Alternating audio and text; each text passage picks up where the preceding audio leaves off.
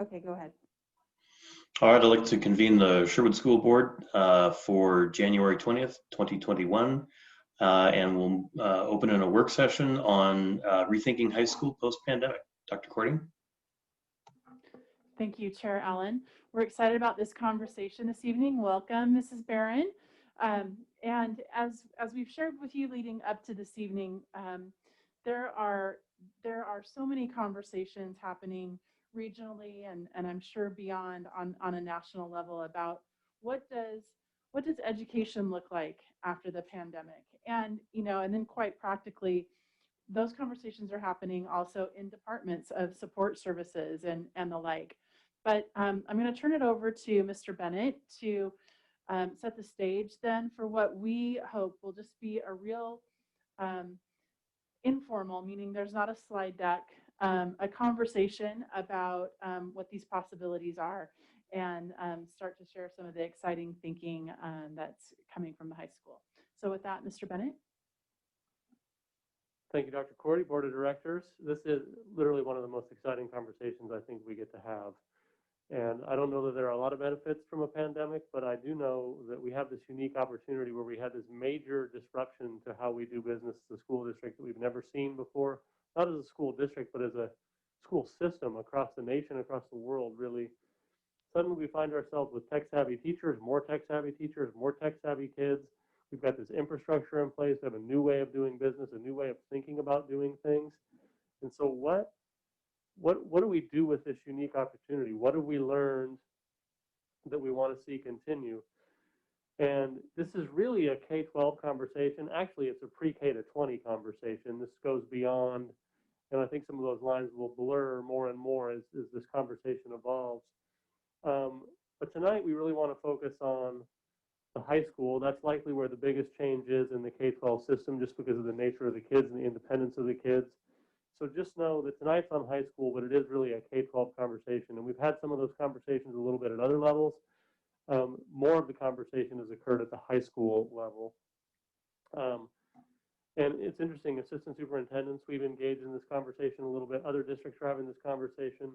I know Ms. Barron has had this conversation with other high school principals just around what they're thinking. She started even engaging her staff last summer. You might recall when we were thinking we were going to open this fall in a hybrid type of model. What things do we really want to think about as we're transforming for this year? How do we transform for the future? So in just a second, I'll turn it over to Mrs. Barron, and she'll share some of the great thinking that she's done and work with her team. And then we just want to have a conversation about what this goes, and this is what we hope is the first step of many in just really rethinking the way we do schools in this era. So on that, Ms. Barron, thank you very much for joining us, and I'm going to turn it over to you.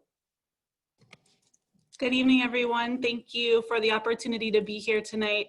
I echo both Dr. Cordy and Mr. Bennett about how exciting it is to be able to have this conversation tonight.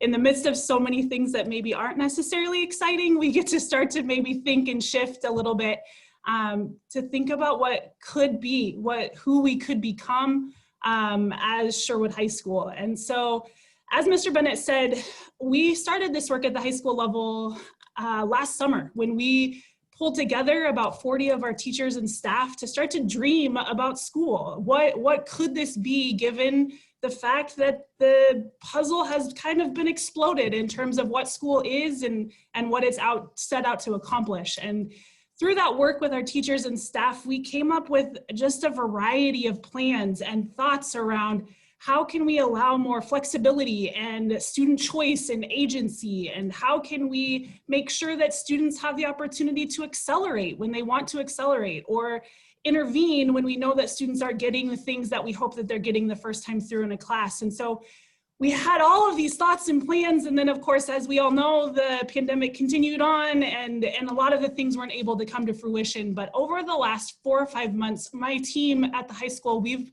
kind of tried to resurrect a lot of that stuff and a lot of that thinking and bring it back to the table and start to dream again about what school might be. And you know, I've said this repeatedly throughout this, and I really believe that what an opportunity we have to think differently about school. hopefully this is a once in a career, once in a lifetime experience that we have, that we just shift everything about education very quickly. And so we now get to put the puzzle back together is kind of the metaphor that I've been using with our staff as we've continued through these conversations, is that we have this chance to really put the puzzle back together in a different way. And that's not to say that everything we've been doing is bad, right? Like, we know that there's so much good that's been coming out of Sherwood High School for such a long time, both data-wise and anecdotally, that there's so much positive. And we also know that what we've been doing hasn't been working for every student, for every family, for every community member, for every staff member. That's just the reality of the system of education. It hasn't been working for everybody. And, historically, our underrepresented students, our most vulnerable students that are experiencing a variety of different circumstances, the system hasn't been working for them. And education as a whole was built on the system of oppression and white supremacy. And we are trying to talk about that more. And we're trying to really examine what is the system moving forward, and how do we make sure that what we're doing doesn't perpetuate those differences and doesn't perpetuate those gaps that we have been talking about as a district for a long time. And so that's really the impetus for this conversation. That's why we want to talk about this, because we finally have this chance to really examine and ask the questions. Is this the best schedule? Is this the best course offerings? Are these the best ways for us to work with students? And so that's really what we're embarking on. And it encompasses a variety of different things. We are looking at full-scale implementation of AVID so that we have some consistent instructional practice across the board. We're looking at implementing a multi-tiered system of supports, which is a research-based system that allows us to start to align all of our efforts in one direction and intervene really intentionally for students who aren't progressing in the way that we would hope that they were progressing. One of the things that is most exciting right now for us is to start to think differently about the schedule and the implications of a time-bound schedule that we have learned through this pandemic, that we don't maybe need to have a bell schedule as rigid as it's always been.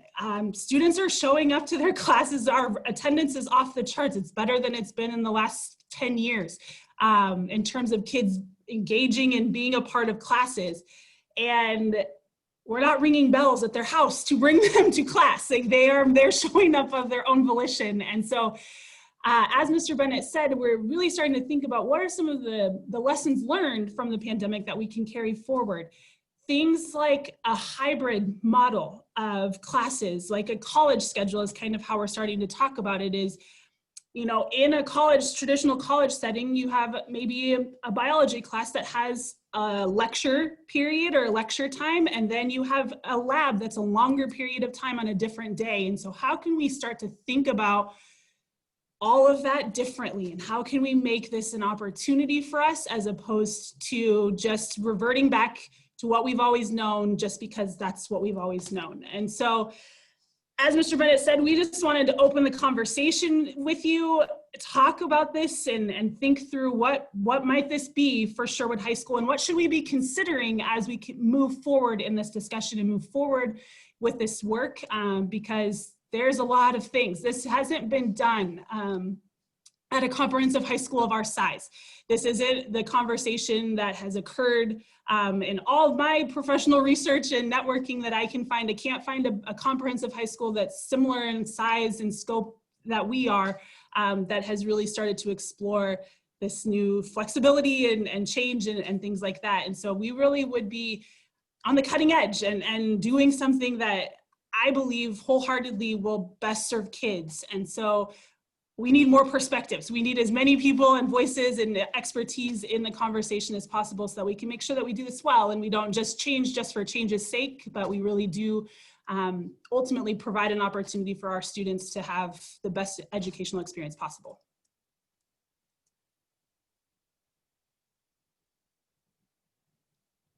I'm sorry. I just say, I love it. Thank you. Like, this is an amazing conversation. Are you wanting us to share what we think? Okay. Well, as you can, I know it's hard to believe that I have thoughts. But the thing that immediately comes to mind is we do an amazing job of getting kids over the line and graduated on time, but it feels like every year there's just this handful that they weren't going to make it at the beginning of the year for whatever reason, or they moved or whatever it is. I think a schedule like what you're talking about, the ability to either work to get them there because there's more flexibility, or the ability to bring them back in a fifth year. Because I think the thing that's more important than whether or not they make it on time is that they make it, period. And finding a way to help them show up for just one more semester or one more term and get the credits that they need, and then finding a way to really celebrate that and make that into a big deal.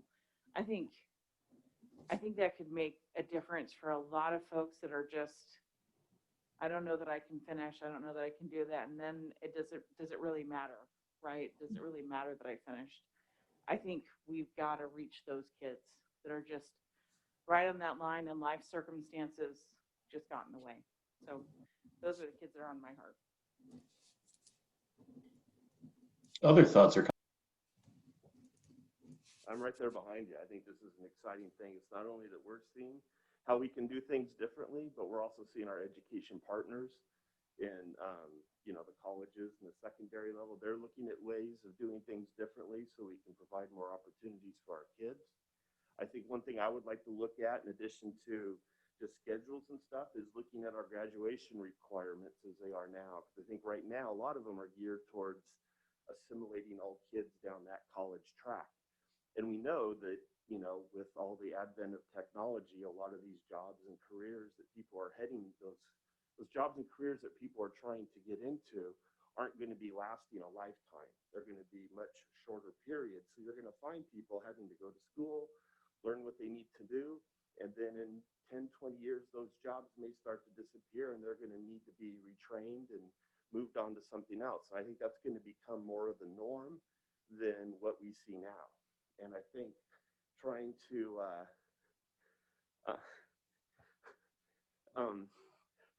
trying to head people down that path, I think is very helpful in seeing where our kids are going once they get out of high school, and looking to see how that relates back to what we kind of see and value in our graduation requirements and the class offerings and everything that we do. other thoughts? One thought that occurs to me a little bit, I think it's tagging a little bit on what Jessica said, is that this might, especially with more technology and having online better incorporated, this might allow us to expand summer offerings, and that particularly might be helpful with kids that are having trouble graduating. There might be more options available in summer if we can work and expand those online things. And just another topic, a couple of the things that you mentioned, full-scale AVID, multi-tier supports. At some point, I'd love to hear more about that and what you're thinking is a little more specifically along those lines. And then another comment, would like to make sure our only person that's actually in high school gets a chance to weigh in on this topic, because I think it'd be great for us to hear her perspective. Yeah, so I do have a question about transportation and the hours. Would the hours still stay the same and the classes would just change every day? Or would it be like an AB schedule? Or would it be like certain hours that they have their classes? Because with that, I'd be worried about underclassmen, and I feel like the transportation would cost more district-wide, because if you had to have buses like moving all the time, that obviously is going to cost a little more. I think it's a cool idea, and especially with COVID, like I think that would get less people in the building at certain times, and so I feel like that could also be definitely a plus. I really like the idea though. It's kind of cool. I know that some people have talked about thinking about doing that, which they were showing parents, and so it's not like they have any authority to actually make it happen, but they really liked the idea of that. So I think that it would be kind of cool to have that transition period even better for high school to college if they are set for that course. And even if they're not, like, I know a lot of people who are planning on going to trade school and they often like have a farm they have to go to. That's just all my friends. I know that not everyone has a farm if they go to trade school, but and so they would, I'm sure they would love having the extra time to have certain days off. So I think I like it a lot. I just think we should nail out a few different things before. Obviously, that's what you guys are gonna do, but I'd like to make just as we kind of started talking about this, it really occurred to me that if we go back to last June and our extended graduation event, what was really interesting and what struck me is that because of COVID, there were some. Hey, Sue, can you move a little closer to the mic? Sorry. What struck me is that last June at our graduation event, as I reflect back, there were some students that because of COVID really were able to get across the finish line that didn't think so. And I can't think of more powerful situations that we all felt and saw that those students, those young people, it was so important to them that they came. So I like the idea of having this conversation and maybe reaching some of those students that had difficult situations where the regular work day or the regular school day didn't fit. So I think it's a great idea to at least entertain those conversations and what that might look like. Of course, I worry about everybody's capacity to do it, but I think now is a great time to really explore some of those possibilities. So thank you. Pat, if I could jump in again, I also think that this is a great opportunity, especially for, I'm thinking about kids who are doing a lot of school to career work, who may be looking to go and try and do an internship that's to decide, do I want to go to trade school? And if so, do I want to do masonry or do I want to do something else?